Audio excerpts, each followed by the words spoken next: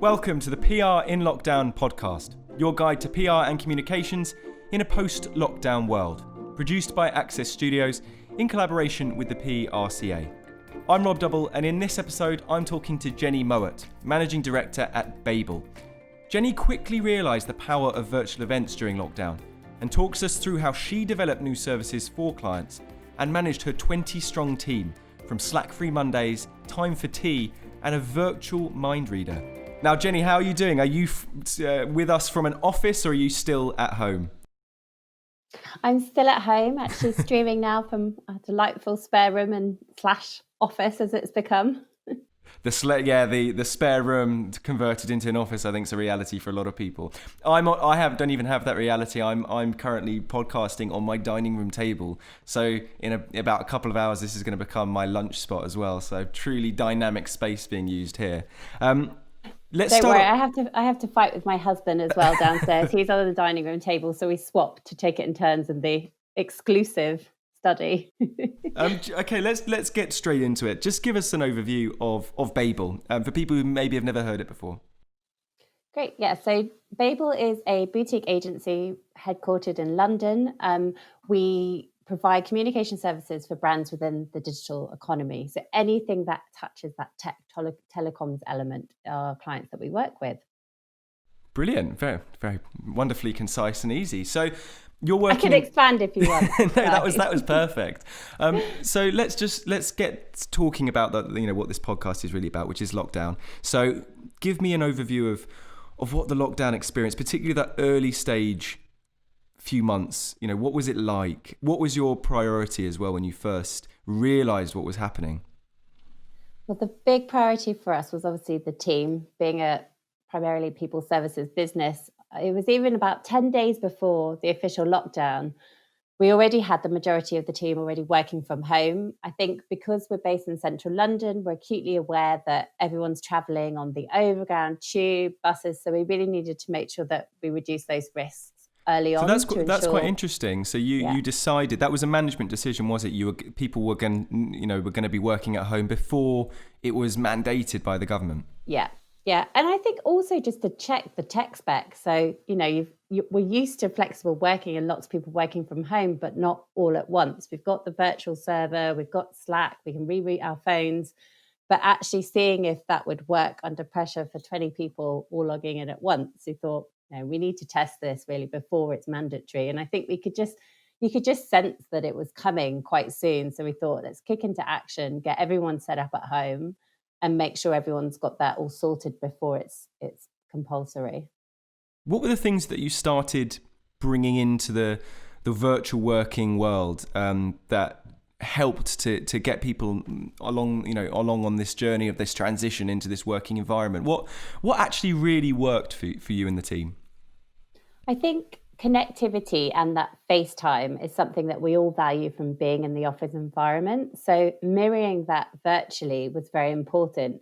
It sounds a bit arduous, but we put in twice daily all hands calls. So one at 8:30, one at 5:00. But with quite specific agendas. So in the morning, it's highlighting your crunch points for the day and anything that we needed to announce across the business. And at the end of the day, it was highlights. What were your big successes of the day, to really sort of make sure that people were connecting as a team on a video chat. And was that your fear when we went into a virtual working pattern? Were you worried very consciously of the lack of possible connection people could have and the amount of collaboration that came as a result of that?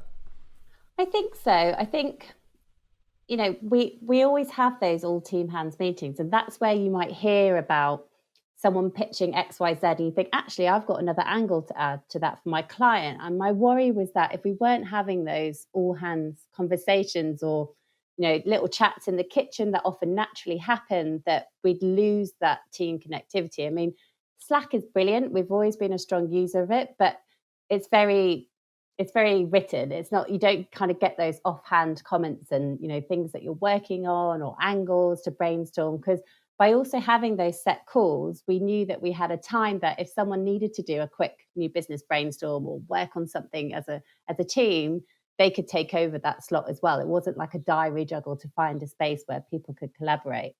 And I think also individual well-being was very front of mind. So again, people that are working in small spaces, when particular when going outside was limited, I think the importance of being able to have those regular checkpoints as a team, we knew that that might help potentially with individual well-being.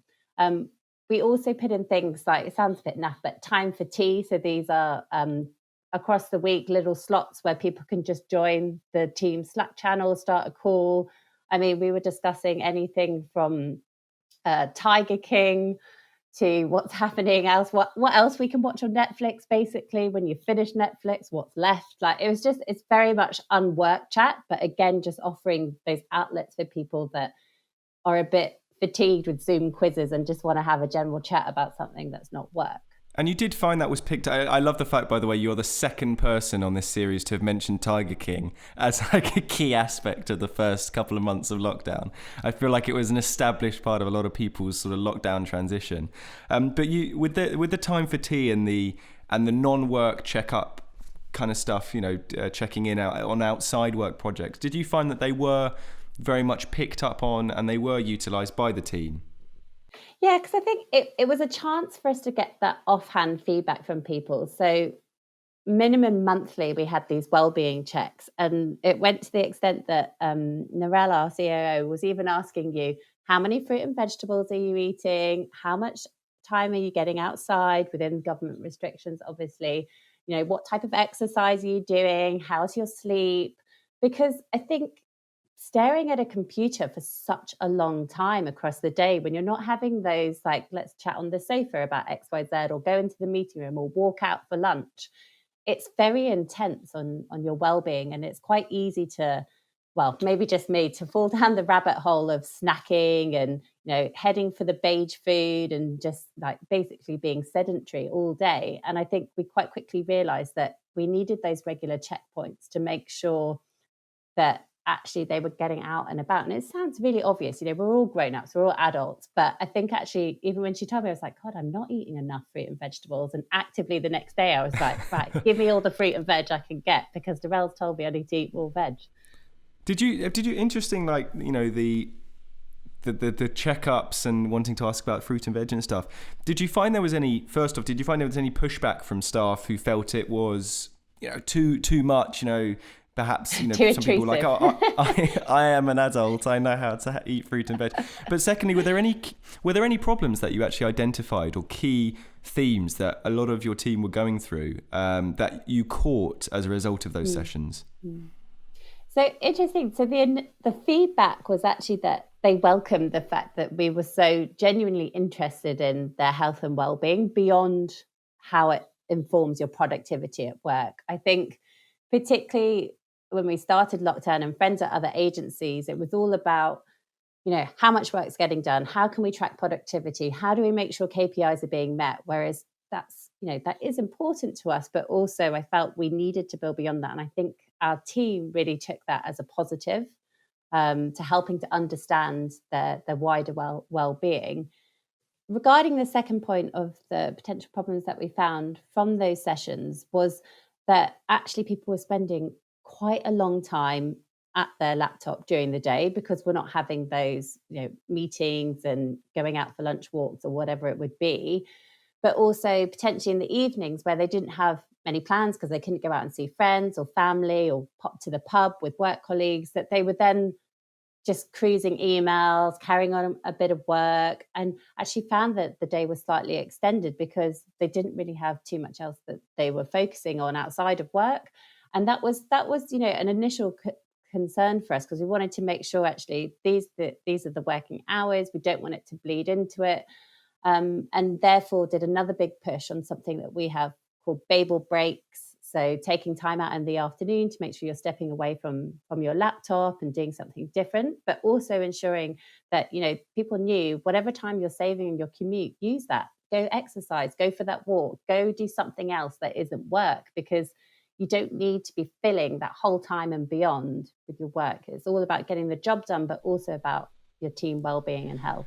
And you didn't feel that, I mean, you mentioned about how, KPIs and productivity, they are important, but they're not everything. But did you find that implementing those kind of measures for people and giving them the opportunity to have that space, particularly during a working day. Did you find that impacted your productivity at all? Did you notice there were you saw a slight decline in the output from the team, or was it actually invigorating? I think, yeah, in fact, I think it's the reverse. I think people became reconnected. There was that, and I found after a couple of weeks, there was that Zoom fatigue, and everyone was just a bit, oh, okay, this isn't changing. This is the situation. We all thought it might be short term. And there was definitely sort of a morale lull. And I think by reinvigorating the chance to take breaks, do something different, go out and exercise. We even started a fitness channel inspiration on Slack, like who's doing what competition, what online Joe Wicks exercises are the best. That's another name that's mentioned a lot, Joe Wicks. Yeah.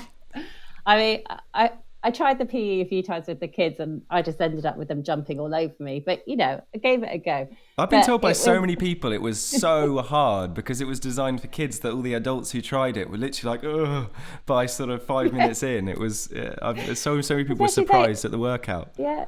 The Spider-Man moves are actually very difficult, whereas my 4-year-old is an expert at the Spider-Man moves. But it just felt that need to reinvigorate, actually keep active, eat well. We sent boxes of healthy snacks and just things to kind of help with that well-being element and just show that we genuinely care about health and well-being of our staff. We're going to jump into the business side of the impact of lockdown in a second, but I just want to ask you about a virtual mind reader that you had. This is a truly novel one. I've never heard of an event where there's a virtual mind reader. So just talk us through what you had there. So we did a few quizzes, like everyone, and your family and your friends and all of that, and we were like, quiz fatigue. Let's think of something else. We did bingo, which went down quite well. One of our team was the bingo master, and she was great. And then one of the teams suggested something they'd seen at a wedding where they'd been, and this celebrity mind reader had come and done this session. And it's a bit of mind reading / magic. So his whole thing is like predicting what decisions you're going to make. Even things like he had a list of questions such as, what would be the first musical theatre show that you'd see? And then he'd write down an answer and you wouldn't say what it was. And I have to say, it was genuinely amazing, the things that he picked out. So one of my colleagues has said Billy Elliot, also learned loads about my colleagues. I was like, oh, interesting choice there. Pretty niche choice there.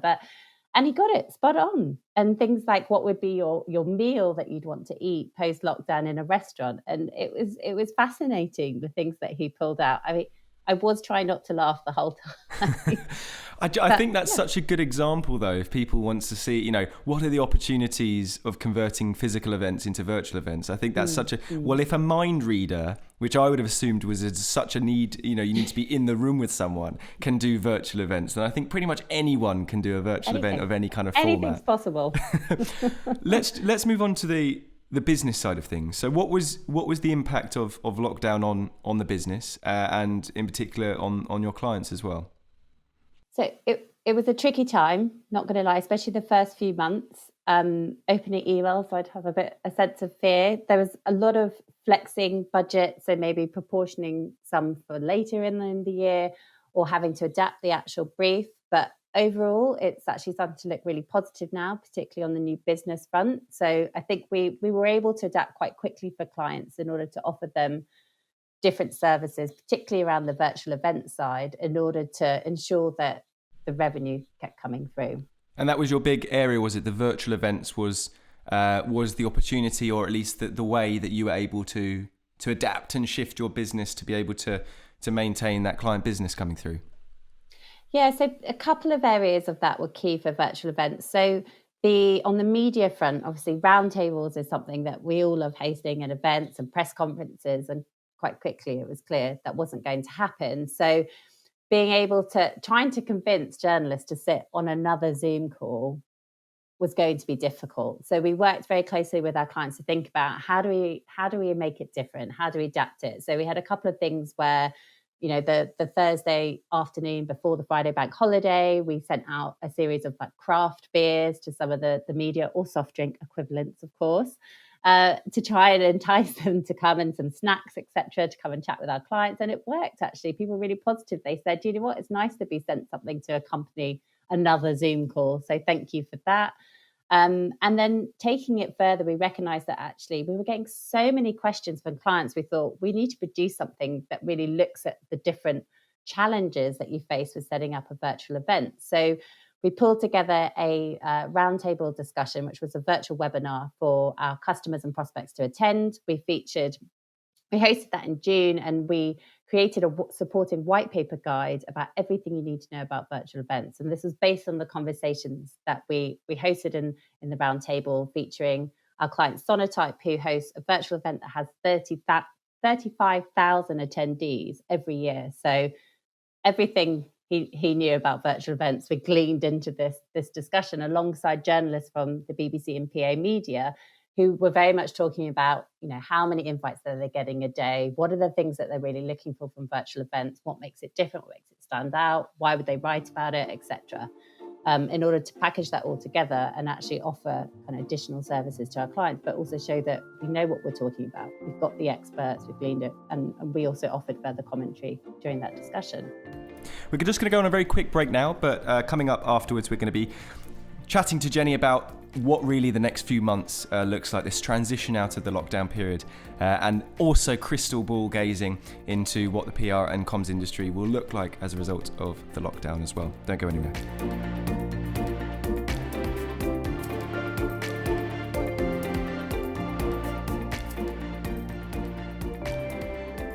Jenny, before the break, we were starting to look into this, what the picture is now, but just give us an overview of in terms of business, where Babel is right now and where it's come from as well. Have you seen any pickup of business in the last few weeks, and you can see a growth in certain areas? I think at first we were concerned, and then things started to come through. I think initially pitches just stopped. Everyone thought, let's wait and see what happens. We don't want to do anything face-to-face, obviously.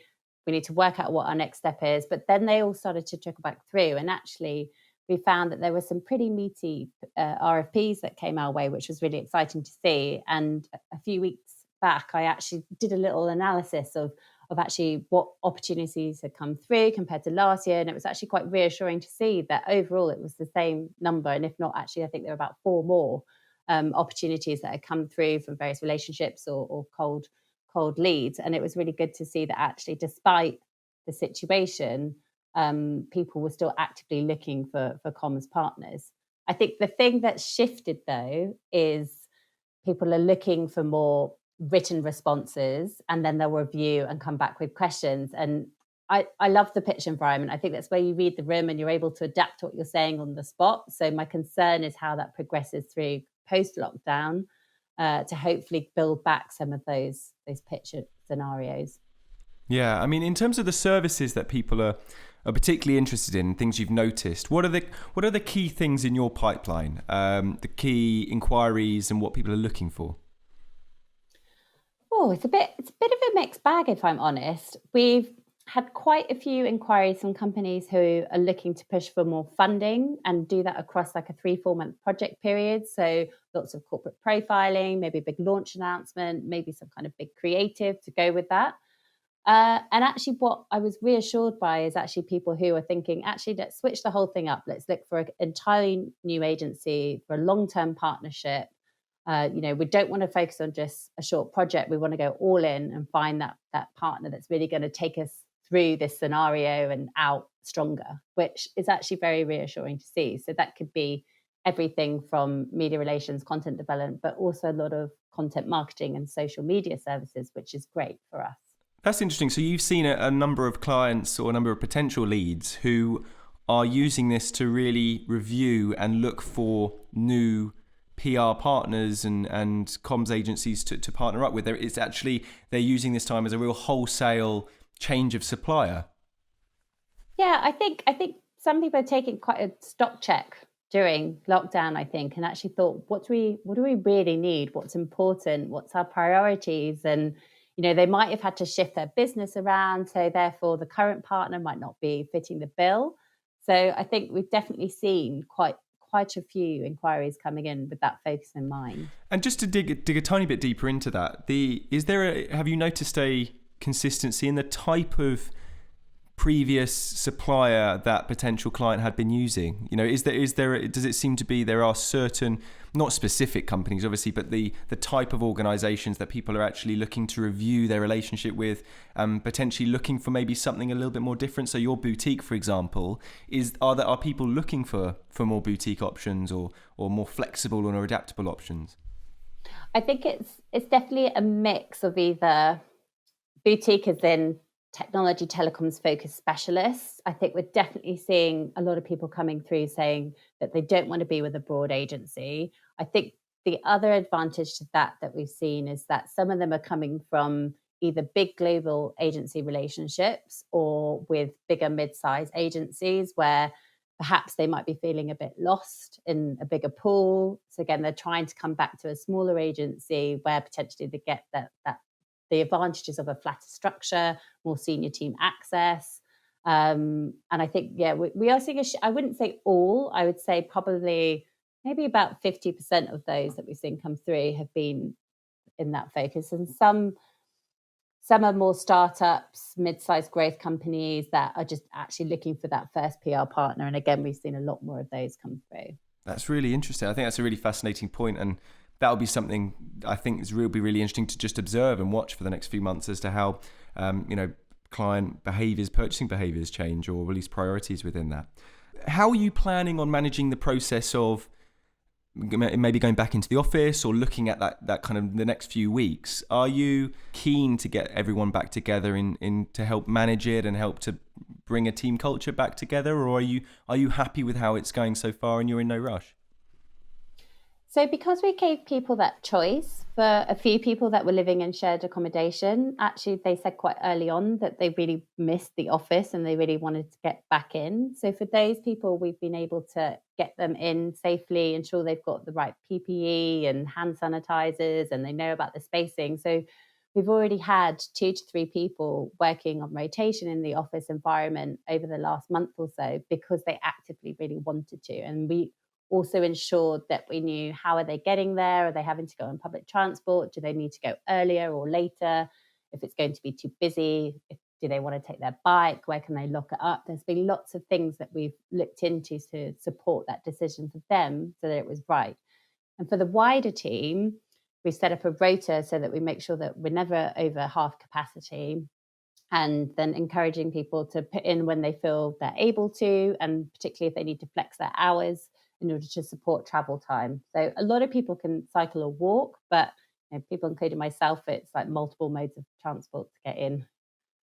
Let's just have a look now in the crystal ball of the PR and comms industry, if we may. Looking at the next year, the next couple of years, have you noticed things over the last few months since lockdown where you look at it and go, you know what, this could have real significant implications for how the PR comms industry and professionals within it work?